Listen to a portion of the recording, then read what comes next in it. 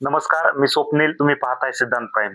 आपल्या समवेत आता सविताताई बगाटे अ, केंदूर गटाच्या जरी असल्या तरी ते आता पारगाव जारकरवाडीमध्ये प्रचाराच्या निमित्ताने आलेले आहेत आणि त्याच निमित्ताने आपली भेट झाली.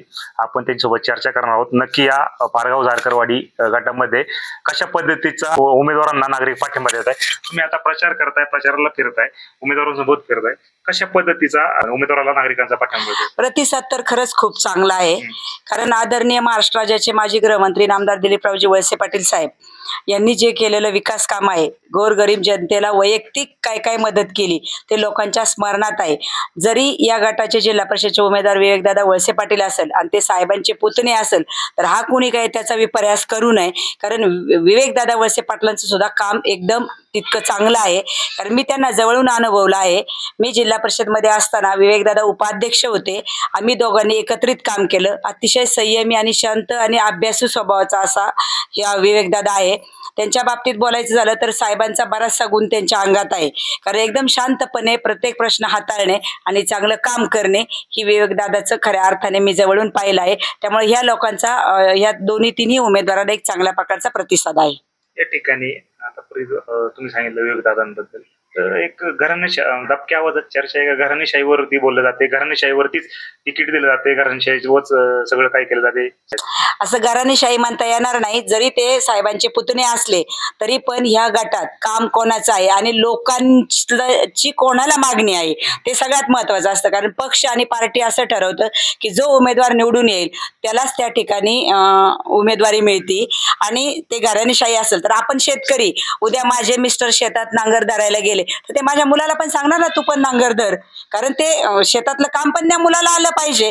मग विवेक दादा जर साहेबांच्या बरोबर राहून लोकांची कामं करत असेल, जनतेचं काम करत असेल, लोकांना मदत करत असेल, तर लोकांनी त्यांची मागणी केली. साहेबांनी काय माझा पुतण्या म्हणून उमेदवारी दिलेली नाही, पक्षाने उमेदवारी दिली. कारण हा माणूस तेवढा कॅपेबल आहे, जिल्हा परिषद सदस्य म्हणून काम करण्यासाठी तेवढा सक्षम भक्कम आहे, म्हणून साहेबांनी उमेदवारी दिली. यात घराणेशाहीचा काही विषय येत नाही. तुम्ही आता या मतदारसंघात फिरताय, कोणकोणत्या समस्या तुम्ही या ठिकाणी जाणून घेतल्या आणि त्या कशा पद्धतीने उमेदवारांना सांगणारे सोडवाव्या? तसं माझं या गावच्या समस्यांच्या बाबतीत दादांशी तर ऍक्च्युली बोलणं झालेलंच आहे. माझा गट विवेकदादा वळसे पाटील दादाच्या गटाला जोडून आहे. माझ्याजवळ मांदळवाडी माझ्याजवळच आहे, वडगाव पीर माझ्याजवळ आहे, लोणी माझ्याजवळ आहे, खडकवाडी, वाळुंजतळ, वाळुंजनगर ही सगळी गावं, धामणी ही माझ्या गटाला लागून आहे. आमचा रोजचा संबंध या लोकांशी असतो. रस्त्याचे प्रश्न होते, पाण्याचे प्रश्न, पाण्याचा प्रश्न हा फार मोठा आहे. तो जसा 39 गावात आहे तसा आंबेगावच्या सुद्धा काही भागात आहे. परंतु मला तरी असं सांगावंसं वाटतं की हा प्रश्न साहेबच सोडवतील. आता बारामतीला मी जाते, बारामतीमध्ये सुद्धा काही गावं दुष्काळग्रस्त आहे की ज्या ठिकाणी टेक्निकली इश्यू आहे, जिथं टेक्निकली अडचण असते तिथं तो प्रश्न मार्गी लागत नाही. परंतु साहेब हा प्रश्न सोडवतील असं मला वाटतं. आणि ज्या ज्या समस्या मला नागरिकांनी सांगितल्या त्या समस्या मी वळसे पाटील साहेबांनाही सांगितल्या, विवेकदादालाही सांगितल्या. आणि मी स्वतः त्यांना सांगितलं की तुम्ही हे उमेदवार निवडून द्या, तुम्हाला मी जवळ आहे, कधी मी तुम्ही हाक मारली तरी मी तुमच्या हाकेला धावल, मी सुद्धा तुम्हाला यात मदत करेन. जर वळसे पाटलांनी तालुक्याचा विकास केलाय पण विरोध का केला जातो वळसे पाटलांना? खरं सांगू का, आता लहानपणी आई बाळाला जन्म देऊन नटून थटून उभा करती, बसवती त्याला, आणि त्याला पावडर गंध लावताना काळा टिपका त्याच्या गालाला लावती. तर हे जे विरोधक आहे हे वळसे पाटलांसाठी हा काळा टिपका आहे. यांना विरोधाला विरोध करायचा, यांना बाकी काय. एवढं मोठं धुरंधर नेतृत्व आहे, संयमी नेतृत्व आहे, सज्जन नेतृत्व आहे, सुसंस्कृत नेतृत्व आहे. अशा नेतृत्वाच्या बाबतीत त्यांना काही कारण नाहीये दाखवायला, आपला विनाकारण विरोध करायचा, एवढीच त्यांची भूमिका आहे. पण त्याचा काही फरक पडणार नाही. हे या ठिकाणी जिल्हा परिषदेचे सगळे उमेदवार आमच्या 39 गावातले असतील आणि साहेबांच्या मतदारसंघातले असतील, हे सगळे उमेदवार वळसे पाटील साहेबांकडे पाहतील, साहेबांचं काम पाहतील आणि 100% या उमेदवारांना निवडून देतील, यात शंका नाही. अरुण गिरे घड्याळाच्या म्हणजे तुमच्या पक्षात होते, मात्र ते आता धनुष्यबाणात गेले. कारण काय झालं का त्यांना तिकीट नाकारलं म्हणून ते त्या पक्षात गेले? काय विषय आहे नक्की? खरं सांगू का, ज्यावेळेस अरुण गिरे सगळ्यात पहिल्यांदा राष्ट्रवादी काँग्रेस पक्षात होते, वळसे पाटील साहेबांनी एक तरुण उमदा कार्यकर्ता म्हणून त्यांना जिल्हा परिषदची संधी दिली. आज जिल्हा परिषदमध्ये उपाध्यक्ष म्हणून त्या ठिकाणी काम करण्याची संधी दिली. त्यांनी कसं काम केलं हे मी जवळून पाहिले, त्याच्या बाबतीत मी भाष्य करत नाही. परंतु ज्यावेळेस ते राष्ट्रवादीतून पुन्हा बाहेर गेले, त्यांनी त्यांचं काम केलं, साहेबाच्या विरोधात राहिले, इकडे राहिले, तिकडे राहिले, त्यांना काय तिथं कुठं त्यांना यश आलं नाही. कारण शेवटी एखाद्या माणसाला सोडून जायचं इतकं सोपं नाही. परत ते वापस घर वापशी झाली. आम्हाला आनंद झाला की हा माणूस आपल्या घरात परत आलाय. आणि आल्याच्या नंतर तुम्ही थोडं स्टेबल व्हा, थोडं काम करा, थोडी मदत करा, पक्षासाठी काहीतरी करा. परत एकदा तुम्ही काम केल्यानंतर पक्षाने तुम्हाला संधी दिलीच होती, पुन्हा एकदा येऊन तुम्ही काम करायचं होतं. आणि समाजाने सांगितलं होतं लोकांनी की आम्हाला उमेदवार विवेकदादा पाहिजे. मग गिरे लोकांनी नाकारलं, त्यात पक्षाचं काय, ते परत दुसऱ्या पक्षात गेले. मग असं चालत नाही ना. आणि आता कोण पक्ष तिकीट देऊ शकत होता ना त्यांना, थांबले असते, काम केलं असतं, एखाद्या वेळेस नाकारलं असतं, दुसऱ्या वेळेस केलं. आम्ही तर काम करत होतो, आम्ही सगळं काही केलं होतं, लोकांमध्ये फिरत होतो, नागरिकांच्या समस्या आता जाणत वळसे होतो. पाटील साहेबांनी काही मनाने उमेदवारी दिलेला नाही. शेवटी साहेब हा जनतेचा अहवाल मागवतात. सर्वसामान्य कार्यकर्त्याला, या नेत्यासारखा नेताच नाही, ते स्वतः दुसऱ्यांना विचारतात की हा माणूस चालेल का, हा चालेल का, हा चालेल का. मग आता लोक प्रदीपदादाची मागणी करत होती, काही लोक, पण ज्याला जास्त मागणी होती त्यांनी त्यालाच उमेदवारी दिली. प्रदीपदादाही त्यांचाच पुतण्या होता, पण विवेकदादाच्या बाबतीत मागणी जास्त झाली म्हणून विवेकदादाला दिली.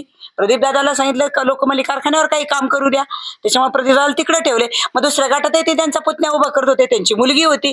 पण समाजाला धरून काम करणारा नेता आहे, समाजाने सांगितलं त्याप्रमाणे उमेदवारी दिली. आता गिरे साहेबांनी जर थोडं थांबलं असतं, दिवस निघून जातात, पुन्हा उमेदवारी मिळाली असती, नसती इथे मिळाली तर त्यांना कुठेतरी बसवलं असतं. पण आज त्यांनी, मी विवेकदादा बरोबर 5 वर्ष राहिले, त्या माणसाने कुठलंही काम भागीदारीत केलेलं नाही, कुठल्याही जवळच्या कॉन्ट्रॅक्टरला काम दिलं नाही. मी सविता बगाटेला 50-60 कोटीची कामं विवेकदादा वळसे पाटील साहेबांनी दिली. त्यांनी मला विचारलं सुद्धा नाही, ताई तुझ्या कामाचा कोण कॉन्ट्रॅक्टर आहे.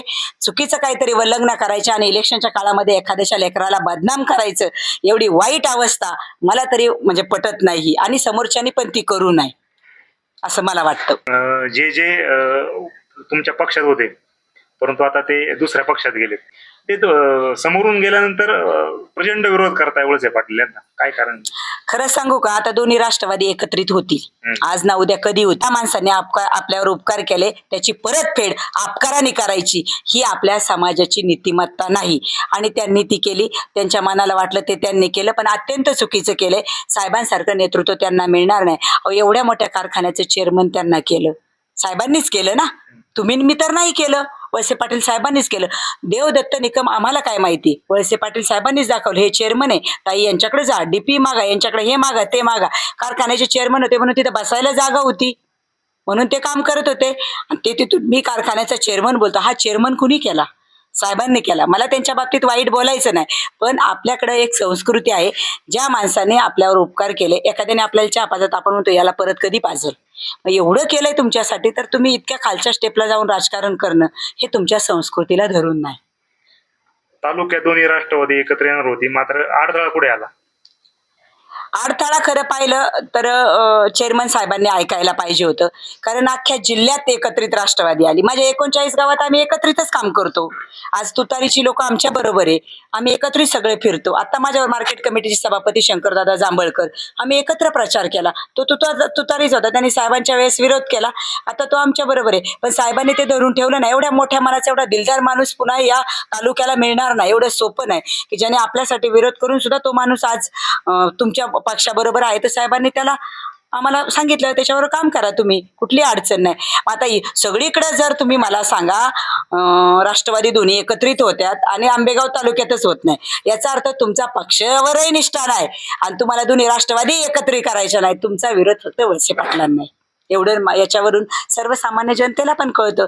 आंबेगाव तालुक्यातले लोक आम्हाला विचारायचे, मी पण आता जायची, लोक म्हणजे तर असं कसं सगळीकडे एकत्रित झाले ना, आमच्या तालुक्यात नाही.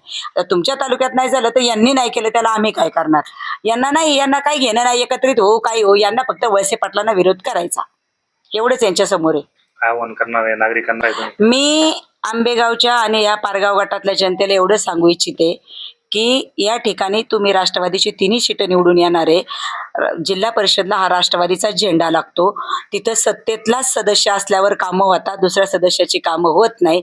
आणि वळसे पाटील साहेब आणि आदरणीय, आज मला दादांची प्रखर आठवण झाली. खरं पाहिलं तर दादा जिल्हा परिषदमध्ये असल्यावर आम्हाला प्रचंड निधी द्यायचे आणि दादांचं स्वप्न साकार करायचंय. दादा, अजितदादा हे संपूर्ण जिल्ह्यात म्हणा उमेदवार निवडून येण्यासाठी धावपळ करत होते आणि त्या धावपळीमध्ये त्यांचा विमान अपघात झाला.